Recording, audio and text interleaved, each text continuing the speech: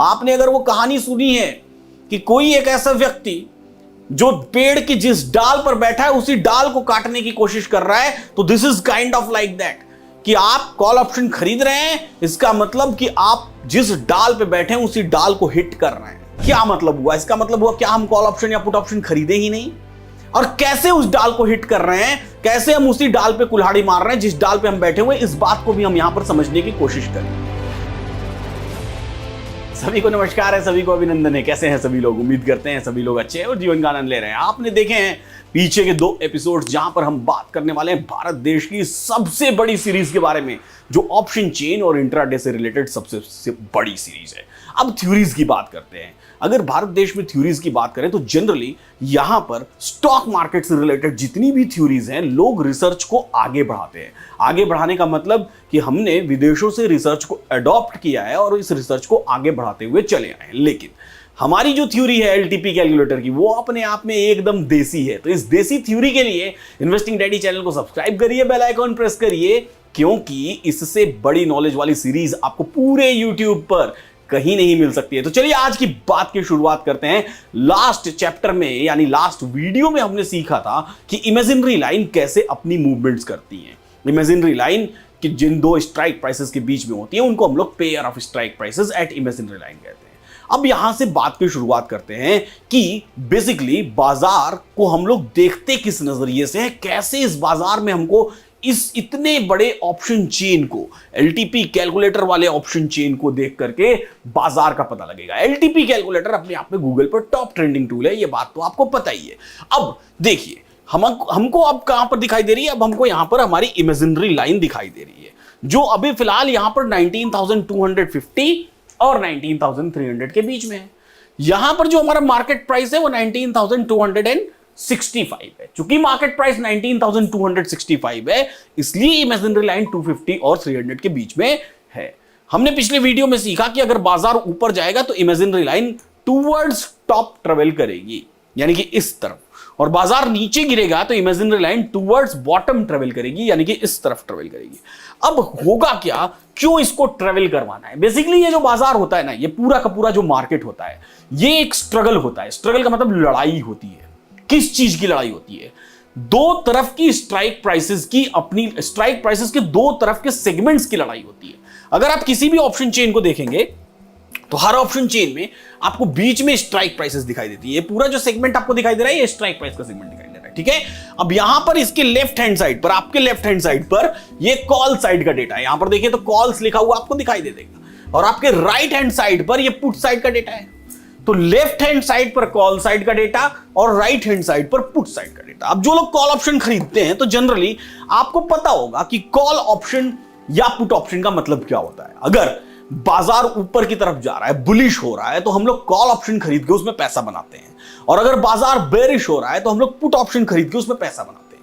तो जनरली हम लोग जब कॉल ऑप्शन या पुट ऑप्शन खरीदते हैं, जनरली जब हम लोग कॉल ऑप्शन या पुट ऑप्शन को खरीदने की कोशिश करते हैं, तो हमको यह ऐसा लगता है कि बाजार हमारे फेवर में चलना चाहिए, या अगर बहुत सारे कॉल ऑप्शन के बायर्स आ जाएंगे तो बाजार ऊपर चला जाना चाहिए, और बहुत सारे पुट ऑप्शन के बायर्स आ जाएंगे तो बाजार नीचे गिर जाना चाहिए। लेकिन बेसिकली ऐसा नहीं है, ये इसका ठीक उल्टा होता है। यानी कि अगर हम कॉल बाई कर रहे हैं तो सीधी सी बात है, आपने अगर वो कहानी सुनी है कि कोई एक ऐसा व्यक्ति जो पेड़ की जिस डाल पर बैठा है उसी डाल को काटने की कोशिश कर रहा है, तो this is kind of like that कि आप कॉल ऑप्शन खरीद रहे हैं, इसका मतलब कि आप जिस डाल पे बैठे हैं उसी डाल को हिट कर रहे हैं। तो आखिर तो इसका क्या मतलब हुआ? इसका मतलब हुआ क्या हम कॉल ऑप्शन या पुट ऑप्शन खरीदे ही नहीं? और कैसे उस डाल को हिट कर रहे हैं, कैसे हम उसी डाल पे कुल्हाड़ी मार रहे हैं जिस डाल पे हम बैठे हुए, इस बात को भी हम यहां पर समझने की कोशिश करेंगे। बिल्कुल कॉल ऑप्शन खरीद सकते हैं, बिल्कुल पुट ऑप्शन खरीद सकते हैं, बिल्कुल एज अ बायर ट्रेड कर सकते हैं, लेकिन उसके लिए हमको होना पड़ेगा स्मार्ट। यानी कि जब डाल कट के गिरने वाली है, एकदम लास्ट मोमेंट है, तो हमको उछल के भागना भी आना चाहिए, कूद के भागना भी आना चाहिए। अगर नहीं आता तो आप ट्रेडर नहीं बन सकते, इस बात को याद रखिएगा। और कूद के आप तभी भाग सकते हैं जब आप अपने इमोशंस पे कंट्रोल पाएंगे। अगर जिस डाल पे आप बैठे हुए हैं उस डाल से आपको हो गई मोहब्बत, प्यार, कि नहीं भैया हमको तो इसी पे बैठे रहना और उसी को काटते रहे, तो एट द एंड आपको नुकसान होना ही होना है। डाल टूट के नीचे गिर जाएगी, आप भी गिर जाएंगे, हाथ पैर अलग टूटेगा, और पता नहीं क्या क्या होगा, वो तो आप समझ लीजिए। चलिए, तो अब यहां समझने की कोशिश करते हैं कि कैसे होता है। जब भी आप कॉल ऑप्शन खरीदते हैं, सपोज करिए कि 19,250 की स्ट्राइक प्राइस है, इसके सामने 83 रुपीज का एक प्रीमियम है, इसी को हम लोग बोलते हैं एलटीपी। जब आप स्ट्राइक प्राइस के लेफ्ट साइड पर देखेंगे तो सबसे पहला कॉलम एलटीपी का है, राइट साइड में देखेंगे तो सबसे पहला कॉलम एलटीपी का है। लेफ्ट वाली एलटीपी कॉल की एलटीपी है, राइट वाली एलटीपी पुट की एलटीपी है। तो सपोज करिए आपने एक कॉल ऑप्शन खरीदा 19,250 रुपीज का स्ट्राइक प्राइस का कॉल ऑप्शन, जिसका भाव चल रहा है 83 रुपीज। जैसे ही आपने यहां पर कॉल ऑप्शन खरीदा, वैसे ही आप जितने भी लॉट कॉल ऑप्शन खरीदेंगे उतने ही लॉट यहां पर क्या हो जाएगी, एक वॉल्यूम जनरेट हो जाएगी। जैसे यहां पर आपको 18 लाख की वॉल्यूम दिखाई दे रही है, 18,01,509 की वॉल्यूम दिखाई दे रही है। 18,01,509 की ये जो वॉल्यूम है, यानी कि इतने लॉट्स की ट्रेडिंग आज के दिन में इसमें हो चुकी है। जितने भी लॉट की ट्रेडिंग होती चली जाएगी, उतने ही लॉट की वॉल्यूम ऐड होती चली जाएगी।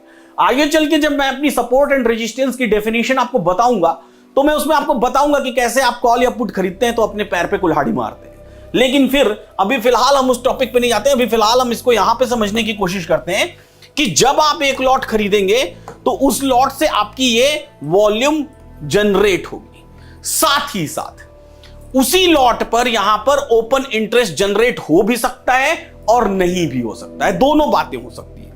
तो कैसे पता चलेगा कि वॉल्यूम और ओपन इंटरेस्ट कैसे जनरेट होता है? क्योंकि इन्हीं से मिलकर के आगे चल के हमारी सारी डेफिनेशंस बनेंगी, सारी परिभाषाएं बनेंगी, सारे ट्रेड्स बनेंगे, ईच एंड एवरीथिंग इन्हीं से मिलकर के बनेगा। तो वॉल्यूम और ओपन इंटरेस्ट बनने के पीछे सबसे पहली जो आपको चीज समझनी पड़ेगी, वो समझना पड़ेगा कि राइटर और बायर होता क्या है। जब आप राइटर्स और बायर्स को समझ जाएंगे तो आप वॉल्यूम और ओपन इंटरेस्ट को इजीली समझ जाएंगे। राइटर और बायर को समझने के लिए हम कोशिश करते हैं, चलिए समझने की कोशिश करते हैं कि राइटर और बायर क्या होता है। अब ध्यान से देखिएगा, सपोज करिए आपने 19,250 का एक कॉल ऑप्शन खरीदा 83 रुपीज पर। जिस भी कॉल ऑप्शन को आप खरीदते हैं, वैसे तो इस मामले में मेरी एक और वीडियो ऑलरेडी यूट्यूब पर पड़ी हुई है, लेकिन फिर भी मैं आपको यहां समझाता हूं। जो भी कॉल ऑप्शन खरीदते हैं तो आपको बेचने वाले दो तरह के लोग हो सकते हैं। एक एग्जिस्टिंग बायर। एग्जिस्टिंग बायर का मतलब क्या हो गया? वो बायर जो पहले से पोजीशन बना के रखा हुआ है, यानी कि अगर आप ये 83 रुपीज की पोजीशन खरीद लिए तो 83 रुपीज खरीद लिए तो आप इसको कहीं ना कहीं कभी ना कभी तो बेचेंगे। तो जब बेचेंगे, तो जब आपने बेचा तो आप एग्जिस्टिंग बायर कहलाएंगे, यानी कि आपके पास पहले से एग्जिस्टिंग पोजीशन है, उसको आप बेचने चले गए, इसलिए आप एग्जिस्टिंग बायर कहलाए। दूसरा, राइटर। राइटर का मतलब क्या हुआ? एग्जिस्टिंग बायर भी अपनी पोजीशन सेल कर रहा है, याद रखिएगा, और राइटर भी अपनी पोजीशन क्या कर रहा है? सेल कर रहा है। सेलिंग दोनों लोग कर रहे हैं, लेकिन ये राइटर कहलाया, वो एग्जिस्टिंग बायर कहलाया जो अपनी पोजीशन सेल कर रहा है, क्योंकि एग्जिस्टिंग बायर अपनी एग्जिस्टिंग पोजीशन को स्क्वायर ऑफ कर रहा है, यानी कि बंद कर रहा है जो पहले से खड़ी पोजीशन, और राइटर अपनी नई पोजीशन क्रिएट कर रहा है। तो जो व्यक्ति मार्केट में नई पोजीशन, यानी कि किसी भी प्रीमियम को खरीदने से पहले बेचने की कोशिश करता है, वो राइटर कहलाता है। और जो व्यक्ति किसी भी पोजीशन को डायरेक्टली खरीदने की कोशिश करता है या खरीदने के बाद बेचने की कोशिश करता है, वो बायर कहलाता है। तो बायर और राइटर में ये डिफरेंस है। जब राइटर अपनी पोजीशन बनाएगा तो आपको वहां पर ऑप्शन चेन में, जब भी राइटर अपनी पोजीशन बनाएगा तो आपको वहां पर ऑप्शन चेन में यहां पर ओपन इंटरेस्ट जनरेट होता हुआ दिखाई देगा, यानी कि 2,10,000 आपको यहां दिखाई दे रहा है। तो इतनी पोजीशंस राइटर की बाजार में एग्जिस्टिंग खड़ी है, और जब राइटर अपनी पोजीशन बनाए या बायर बनाए या राइटर आपस में ट्रेड करें, बायर आपस में ट्रेड करें, बायर राइटर आपस में ट्रेड करें, कोई भी ट्रेड होगा तो ठीक वैसे ही जैसे आप टोल पर क्रॉस करते हैं ना, चाहे आप एक बार पास करें, 2 बार पास करें, 3 बार पास करें, 4 बार पास करें, 100 बार पास करें टोल को, हर बार आपका पैसा लगेगा। ठीक वैसे ही यहां पर हर बार एक वॉल्यूम जनरेट होती चली जाएगी, हर बार एक वॉल्यूम जनरेट होती चली जाएगी। तो दो चीजें हो गई, दो बातें मैंने आपको समझाई, राइटर और बायर, कि राइटर क्या होता है और बायर क्या होता है। इस एपिसोड में हमारे साथ बहुत सारे ऑडियंस भी बैठे हुए हैं, तो मैं अब चाहूंगा ताकि हम सवाल जवाब कर पाए आपसे, आपके मन में जो सवाल आते होंगे शायद इनके मन में भी वही सवाल आएंगे।